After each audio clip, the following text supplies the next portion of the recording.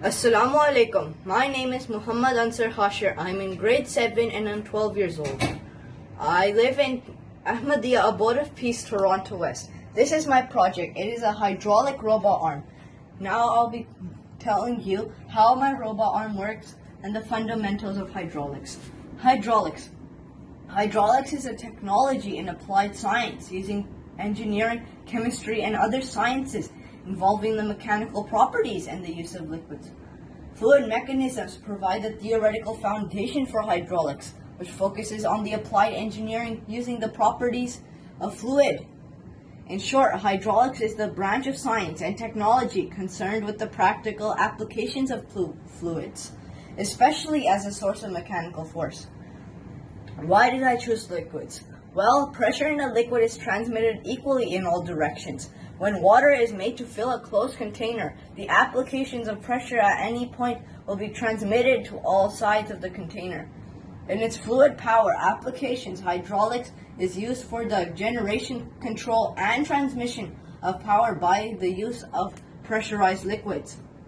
Hydraulic system. The enclosed fluid-based system using pressurized incompressible liquids as transmission media are called hydraulic systems. The hydraulic system works on the principle of Pascal's law, which says that pressure in an enclosed fluid is uniform in all directions. A simple hydraulic system consists of hydraulic fluids, pistons, cylinders, accumulators, a complete working mechanism, and safety devices. These systems are capable of remotely controlling a wide variety of equipment by transmitting force carried by the hydraulic fluid in the confined medium. Likewise, these systems transfer high forces rapidly and accurately, even in small pipes of light weight, small size, any shape, and over a long distance. These systems play a vital role from small car steering to supersonic aircraft maneuvering devices. More powerful and accurate systems are also used in maneuvering huge ships. Thus, force applied at a particular point on a fluid is in enclosed systems transfers equal force on all other parts of the system.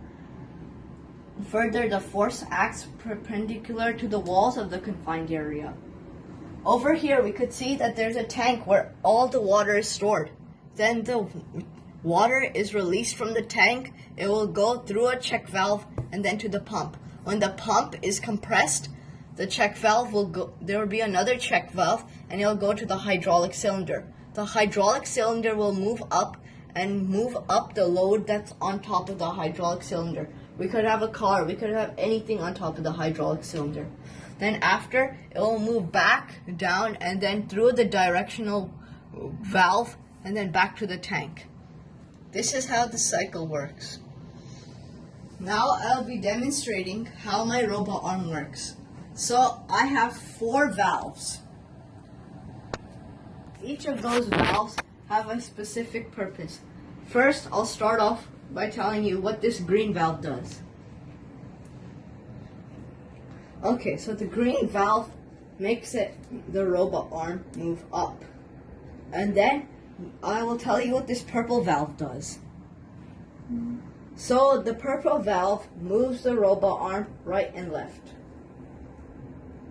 So then I will tell you what this aqua valve does.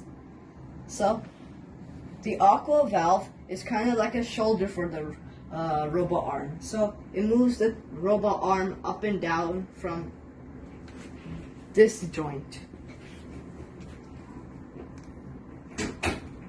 And then lastly, my red valve is like a hand. It grabs the cup. This is how my robot arm works. So, conclusion.